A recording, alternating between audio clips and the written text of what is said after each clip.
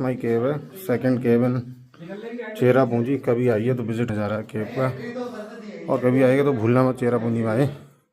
Second केव है ये, यहाँ आए ज़रूर विजिट करें ओस्माई केव चेरापूंजी। आए इस केव को और एक्सप्लोर करें, बहुत ही अनुभव यहाँ पर, बहुत ही अच्छा फील होगा आपको, तो भूलें ना यहाँ विजिट करना।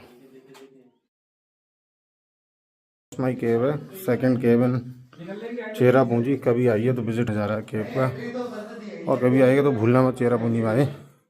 सेकंड केव है ये, यहाँ आए ज़रूर विजिट करें ओस्माई केव चेरापूंजी। आए इस केव को और एक्सप्लोर करें, बहुत ही अनुभव यहाँ पर, बहुत ही अच्छा फील होगा आपको, तो भूलें ना यहाँ विजिट करना।